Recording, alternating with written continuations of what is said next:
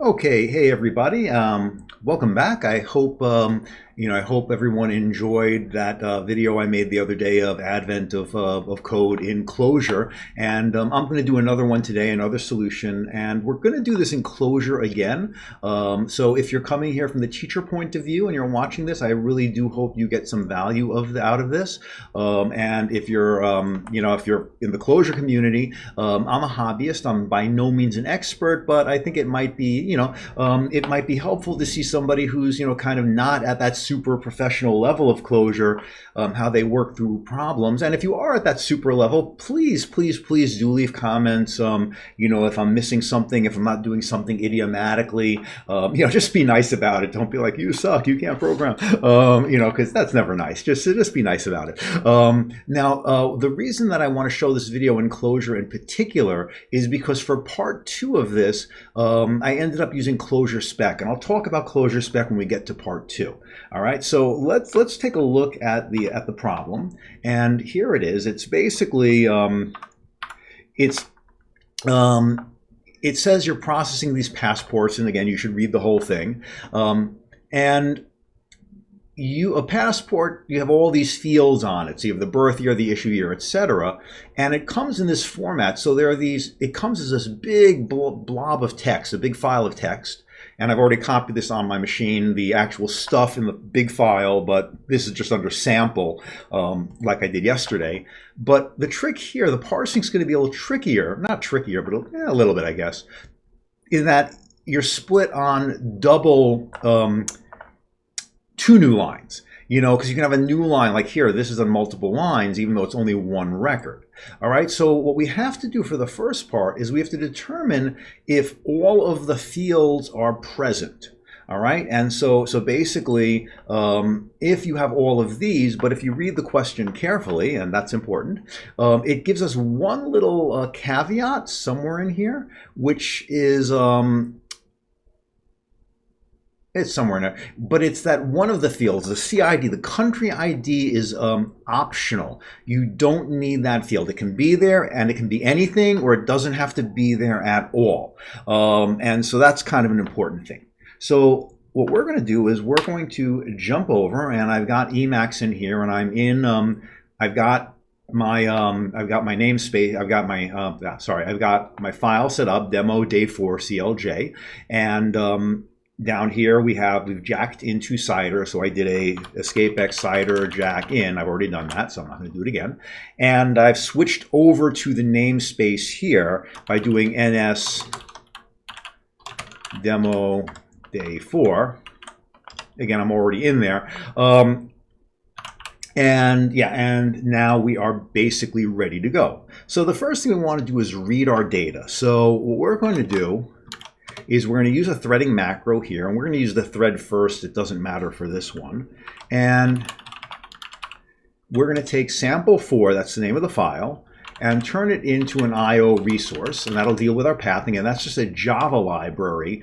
And I was watching another advent of code in Clojure solution by a Lambda Island, and if you haven't, check that out. Check him out. Really good stuff. So I definitely recommend watching his walkthroughs of these. He's much more of a Clojurist than I am. Or at least appears to be. So basically, and that's where I learned about this IO resource, which made my code simpler. And then we're going to slurp this in.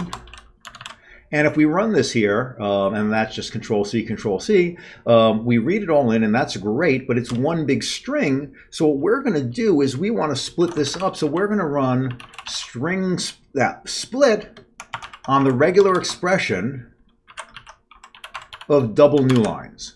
And that's it. So now we have a list where each item in the list is is a potential passport.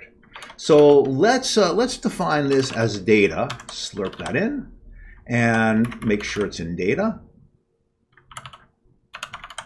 And we're good. So we have our data. So that's good. We have our data. But what we want to do is we want to be able to, if we look at let's say first of data, we have all of these pairs here. We want to and we want to split them into separate pieces, and then we want to turn each of those pieces, we want to be able to identify them in a certain way.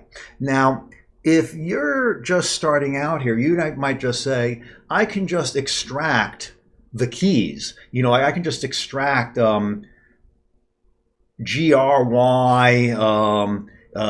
BYR, those pieces.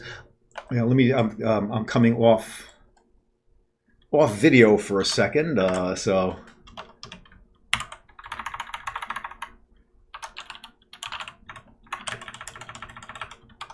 Basically, so that's just nothing. You can just like pull those out in some way, shape, or form, and those are the first three options.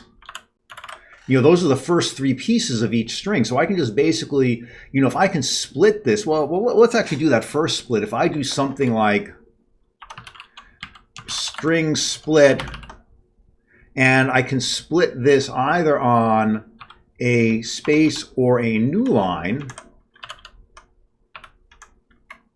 Shouldn't that be right? I think that's what we want to split on. Oh,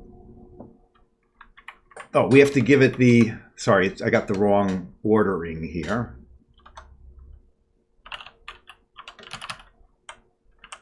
The string you want to split goes first. If I can type it right. First data. There we go. And so we can basically split it on that space or new line, and that regular expression is one or the other. And then we could even pull out, we can pull out a substring for this to pull out ECL, PID, EYR, HCL, and that's all we need for part one. But what I was thinking is like, it's never that simple. We're probably going to need part two. We're probably going to need like not only the keys for the fields, we're probably going to need what's in them for part two. And for all we know, we're going to have to do something with the passports like 5 days from now. So what I thought would be a good idea is let's take these fields and let's take these records and let's put it into a dictionary. So I have a dictionary where my keys are the BYR, IYR, EYR, HGT, etc. And the data in each key is going to be the data in question. And then I'll just see if all of the keys are there. So I'm going to need a couple of pieces for this. One of the pieces that I'm going to need for this is I'm going to need to be able to convert for a given item, like I just did. I want to be able to convert a string, one of those strings in the form like A, B, C, D. I want to be able to split this up basically. So let's do that. Let's do the splitting. And we're going to use a thread last macro for this one. And so we're going to do a string split of the item. And we're going to split on that regular expression. Is that what I want to do? Yes. And then what we're going to do to this is now that's going to, if we just do this, I'll just actually let me put it out here to show.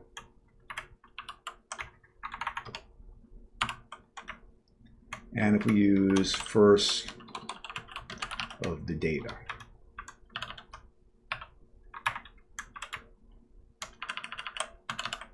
And so that's going to break up my entire record, one single record, into those key values, but they're going to be key values as as strings. So now I've got to split them on that colon. So, and I want to do it for the entire list. So what I'm going to do is I'm going to now map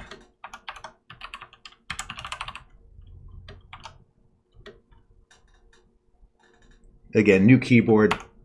Just got it yesterday, so let me shift it over a little bit. That might make it a little easier. And I'm going to do that on the colon.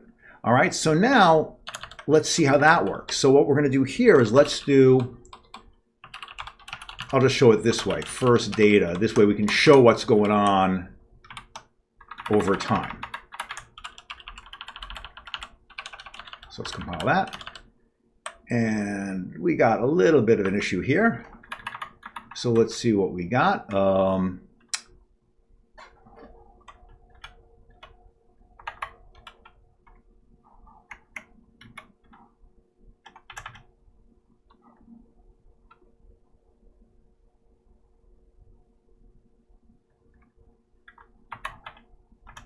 Let's one at a time. Oh, duh. See, I'm not paying attention. Okay, got to spell things right. All right, so now we see it indeed splits those up. All right, so we see that we now have ECL gray, eye color is gray, PID that, ear, you know, whatever. So now the last thing is we want to go over each of those, and we want to convert everything into. We want to convert that. We could leave it as is, but because it's Clojure, we're going to use keywords. And if you're new to Clojure, the way it's when you have a dictionary like in Python. Let's go back to, in Python, if you have a dictionary, usually you'll just have, you know, the key is going to be a string, but it could also be an int or, you know, or a tuple and whatever. And you can do that in Clojure, but in Clojure, if you use a keyword, and this would be a keyword, just anything that starts with the colon, you can do certain special things with it. It makes it more flexible and functional. And it turns out there's a type of keyword which is called a name, a qualified keyword where you put it into a specific namespace, and we're going to need that when we deal with Clojure Spec later on. So what we're going to do here is we're going to put this through again another map, destructure. So what this is going to do, remember this split here. Well, actually, I can leave this in. This split here, because I didn't run that above again, this split here now has these as little two-element lists. So this is the first one, the second one. So this destructuring, this map is going to take ECL gray the first time, then PID and 860 blah, blah, blah the second time, then UIR 2020 the third time, then HCL, FFFD the fourth time, etc. And it's going to put the ECL into A and the gray into B. That's what that destructuring does. A very, very cool thing. And what we're going to do is we're going to just send back another list, but we're going to say keyword day 04, because that's going to be the qualification for the keyword. And I only needed this because I couldn't figure out how to not use it in Clojure Spec. And the second part is going to be B. And so we see here, now we've split it up into the key and the values. All right, and that's going to, so this, all of this just converts from a string, which has all of the items for a single record, into these values. So now we can do the last part of preparing our data. So let's define our data map. And so again, we'll use the thread macro. So we're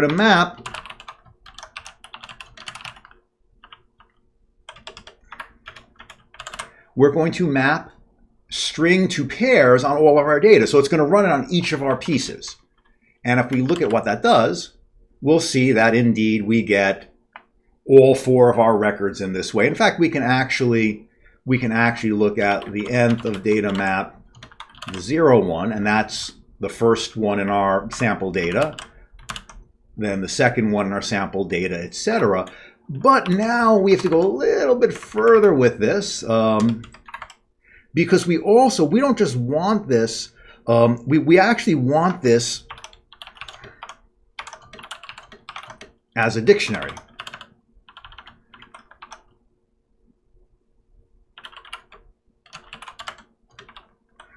So we're going to put it into a dictionary, or map putting each into a dictionary. So you notice here, the key ECL will now have gray. The key PID will now have that number, the key ECR. So now we have key value pairs.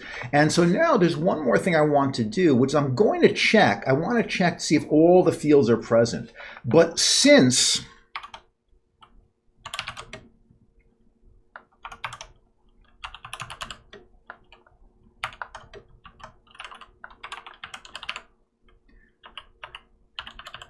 And let me close that, clean that up. Since the CID is optional, I'm just going to take it out. All right, and you know, I can just, you know, if I want to put it back in for later, I can just take out that line, and so this won't really hinder me if a later part, like if part 2 requires the CID, but if not, it's just going to get rid of that. So anyway, now if we look over here, actually, I don't know if that had a CID to begin with. I am actually looking at it on my screen, and it does have a CID. Actually, let's just do this. Let's comment that out, and we see here, we have CID of 147, and then here we no longer have CID. Okay, so we're in pretty good shape here. We now have our data map, and so for part 1, all we have to do is figure out if we have all of our fields. So what I'm going to do here is let's just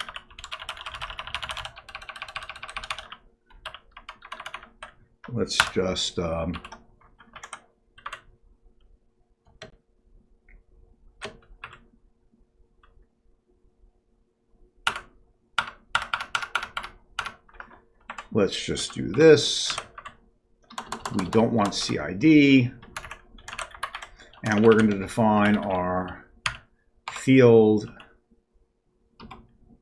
strings to be that. So those are our fields, but there are fields as strings, so we want to convert that into our fields. So we're going to map, and we're just going to use a little anonymous function, the keyword day04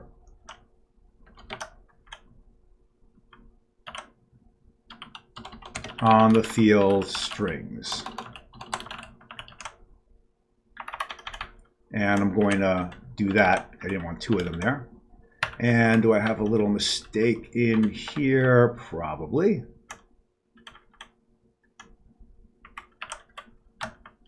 There we go.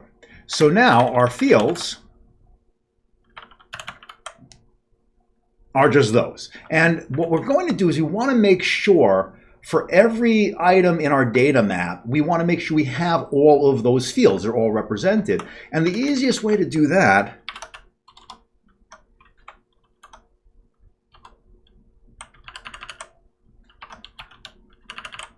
make sure I didn't mess that up, is to turn it into a set. And so now that is now a Clojure set, and we can just very simply, now we can compare that set if we turn the keys in our data map into a set. So let's do that. So now let's say, well, let's actually try that first. Let's check the equality of the fields by turning into a set the keys of nth data map 0.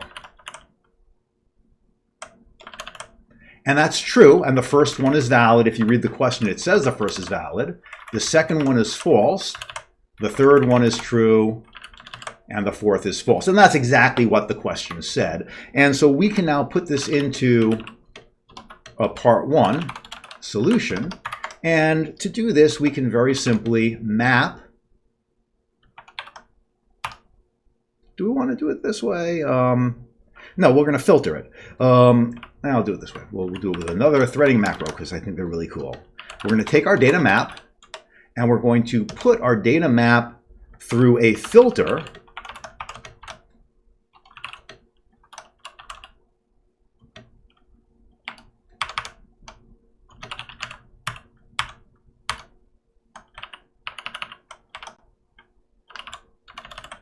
And we are going to filter, so we're only going to keep the ones that are equal. And so we're just going to do a very quick part 1 test on our data map. And, well, that's okay. But we want to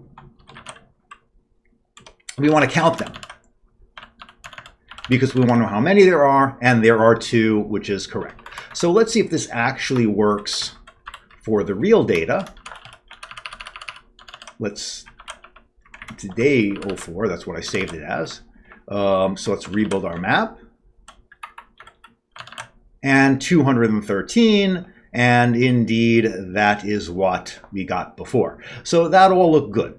So now we can get talking about part 2. And that's, so if we look at part 2, just save that, recompile that. And I'll rebuild the data map so I don't forget later on. For part 2, it said here, and here's the 213, so it worked. It said here that we now have to check validity. So the first thing, one thing I noticed here is this thing on the bottom. CID is still optional. We can totally ignore it. So we don't have to worry about the fact that we pulled it out before. But now we need a date of birth, and it has to be between 1920 and 2002. So now we have to do a check on this. And then we have to check on the issue year and the expiration. So we have to do very specific checks for each of these.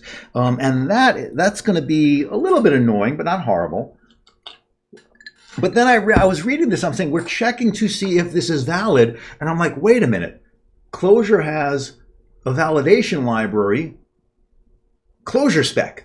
And what Clojure Spec is it's a library, and it's it lets you do all sorts of data validations. And I haven't really used it up until today, but what really what I've been meaning to, because one of the problems with Clojure, one of its weaknesses or argued weaknesses, is it doesn't have like the strong typing that you have like in a functional language like Haskell. And I've only dabbled in Haskell, but in Haskell, like you really specify like if you have a function like the length function, you'll say something like, and again, I'm not going to get the syntax right, this will take a list of anything and then it will produce a number, you know, or an integer or something. And again, I don't remember my Haskell, and I just dabbled. And so, you know, so you really say exactly, here are what your inputs are, here are their types, and then here's what's going to come out of it.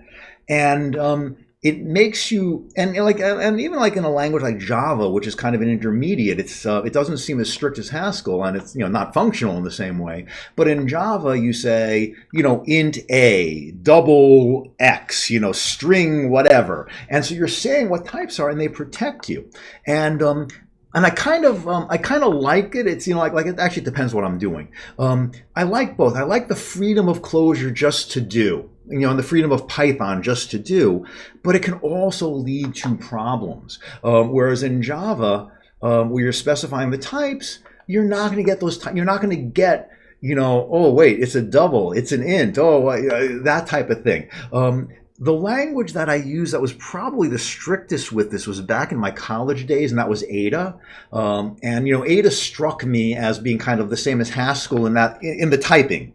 And I, you know, again, this was a long time ago. This was like way, like 30 some odd years ago. So I could be getting this wrong, but what I remember though is like it was kind of a pain to type, but once I compiled the program and it compiled successfully, I was very confident it would run correctly, and it would, because of the type system. And Clojure Spec lets you do those type checking, but I haven't used it for that. But it also lets you validate data. Now, if you don't have a system like Clojure Spec, what you could do is you could go through each data item and just basically manually check, you know, is the birth year, you know, is the birth year greater than 1920 and less than 2002, you know, and just for each one do an ad hoc check. And even with Clojure Spec, you kind of are doing it, but there's a kind of elegance to it. So let me show you. Let me show you about this, and it's really pretty cool. Okay, so just we had an abrupt cut there. What happened is I start jumping into the Clojure Spec stuff, and I realized that I forgot to switch over to the viewing of Emacs as opposed to the viewing of the problem, and so like, oops, that was a little bit of an issue. So anyway, now we'll be able to see what I type, and I won't just have the problem screen. And so we're going to jump into this Clojure Spec, and so basically, the only thing here is I added this line to import Clojure Spec. What I also did is I changed this to the to day 4 because that was the namespace the namespace that that I specified over here. So we're in this and it's in the namespace. And I just want to do evaluate the buffer just to make sure everything works. So, okay. So as I said, we could just do all of our checks manually, but we're going to set up Clojure Spec to do it. And Clojure Spec to set up the validators, or, we basically set up things called validators, and then we can just say, is this valid? And so at a very simple level, let's make a validator. And so up here, since I imported it as S, I can do S/. And so let's make a validator for BYR. And reading the Clojure Spec doc, it turns out that this has to be a qualified keyword, so those double colons. So this means it's a keyword, but it's qualified within this namespace. And this is why I added the day 4. And since I just started exploring the day 4 to the keywords up here and higher up, I just started playing with Clojure Spec like now, just this morning when I started making this. So there's probably a way around this or that you don't need it, but I haven't gotten that far with it yet. So, anyone knows, let us know, let me know. And at a very simple level, you can say, you can use a predicate, like, is it a string? So that's our validator. And then we can say, is hello valid? And we've got a little problem there.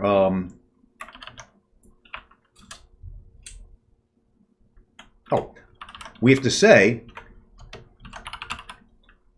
what we're trying to check it's valid against. Is it a BYR? And that's true, but if we give it a number, it's false because that's not a string. And all of the things we have are strings when they start, so that's going to be our first valid test. And I guess you don't really need that. I guess we don't need it since we know they're all strings, but we could leave it in for now. So what we're going to do is we actually need multiple conditions. So it's going to be, we're going to put in Clojure Specs and, so it's s.and, and now we can give an arbitrary validator. So we're going to say, if it's greater than or equal to the number that we put in, and 1920, and in addition to that, our third validator is it's going to be less than or equal to the number we put in, 2002. 2002, is that what it? Yes.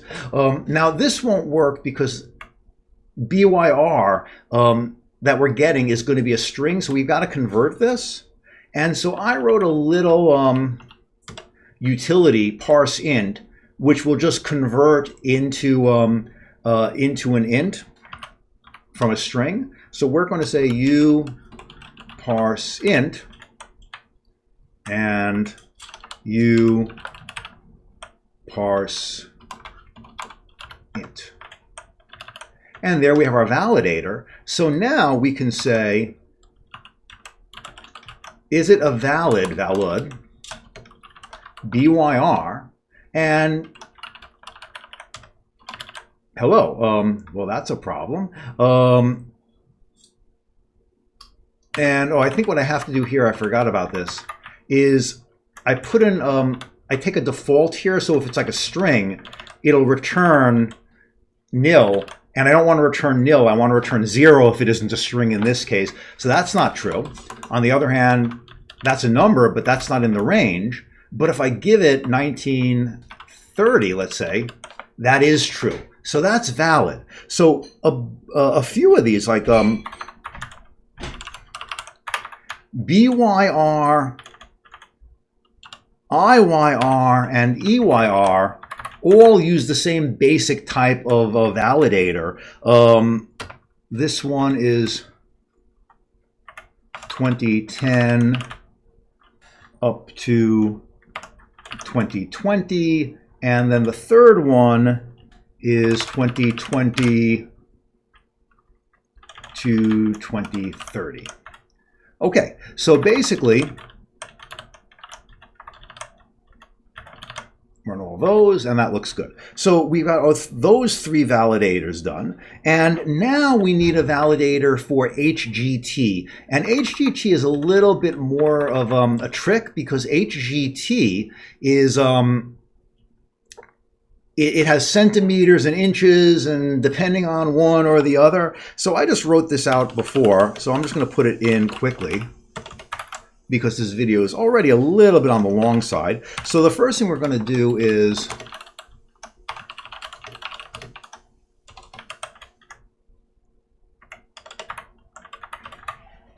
we're going to use a regular expression, or refind, and I want to make sure I get this expression right.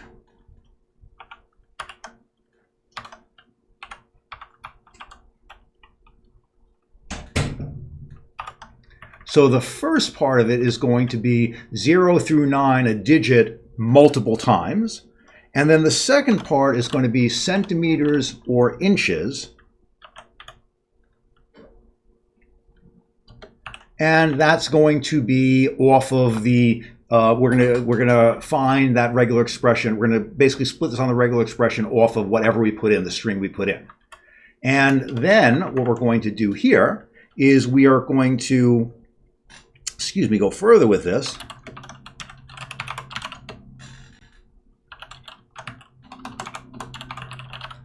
We're just going to parse the number string into a number.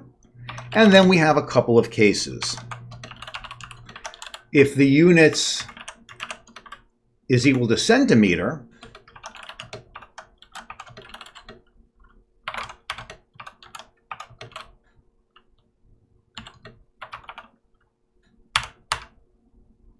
okay. So if it's centimeters, it's got to be between 150 and 193, and I'm looking up to make sure those are the right numbers. Yes, they are.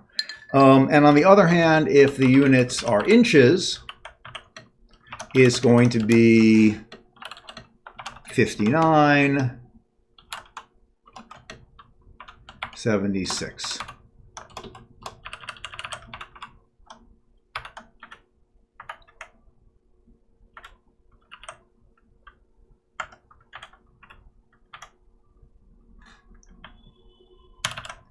Okay, so that's our HG test. Now, I know that in Clojure you can do like the greater and then number, put multiples in. But I know I suspect that there'll be some non-Clojure people watching this, so I wanted to keep the Booleans in the form that's more commonly used for other languages.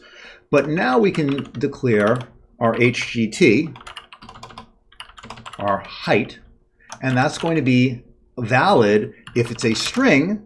And in addition to it being a string, HGT test. And so we can actually check to see if a height is valid. Well, that's not valid. If we have 193 inches, that's not valid.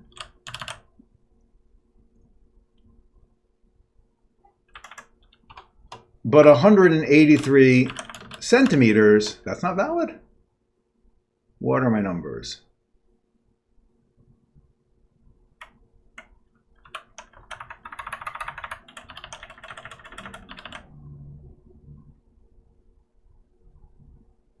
Oh, I probably have something mistaken on this. So what we're going to do here is I'm going to put in a little, I've already set up the dependency for this. So we're going to put in something called #p for debugging. So I'm just going to put over here. Oh, did I not grab? No, I did grab units.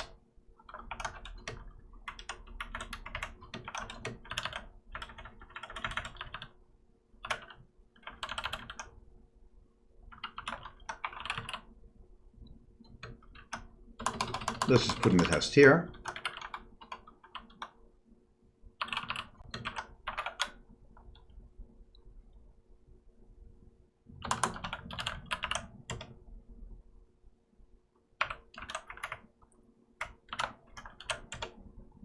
And units is nil. So I've got a mistake here in my parsing. So let's see. Let us see. Probably in my parsing.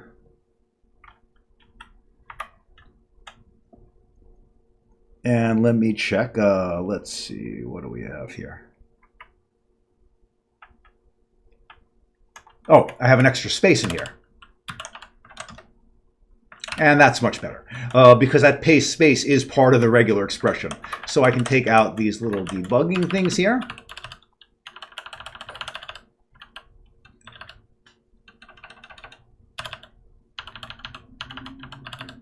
Well, that's still false. Let's put it back in. Oh, I have to remake the validator, of course. So now that's true, but inches would be, well, inches, is inches true? Oh, that's an easier one to fix. Remake the validator. That's false. True. So now we have this as a validator. So we've got a couple more to go. And what I'm going to do is I'm just going to jump until we've got these in just to save a little bit of time. All right, back. And so I've added a few more of these. I added HCL, and HCL has to be any, what is HCL? Hair color. So it starts with a hash mark, hash sign, and then it's going to be 0 through 9, A through F 6 times. Then ECL, air color, which is going to only be those choices, eye color rather, not hair color. And then we have a PID, which is 9 digits. And then I also made one for CID, which is just a string. Now, so at this point, I have all my validators. And this is, this is like, okay, great. So we can just check, is it valid? Is it valid? Is it valid? We can check each one manually. But to me, this is the cool part. What we can do is we can now make another validator for an entire passport. And this passport is going to have keys. And we're going to have required keys. And the required keys are going to be BYR, IYR, EYR, HGT, HCL, ECL, and PID. And we're going to have an optional one, which we don't really need because we removed all of them, but we're going to put it in anyway, for the CID. So now this one thing is going to check. So if we have like data, if we just basically say s-valid, is it a passport? And we use nth data map 0. And we got a little problem here, probably because I didn't spell passport right. And we got another problem here because it's question mark. And that's a valid passport. And so what it's doing is it's applying that entire validation thing. It's doing, is it a passport? So it's checking. Is there a CID? If there is, it's got to be a string. But it's optional, so don't worry about it. And is there each of these? And then we'll see that 1 is false, 2 is true, and 3 is false. And that's just what it happens to be from the data set. But if we go to day 4, and we have to rebuild this into a map, and then we come down here, and we say, let's map s-valid passport on the data map. Let's not map them. Let's filter.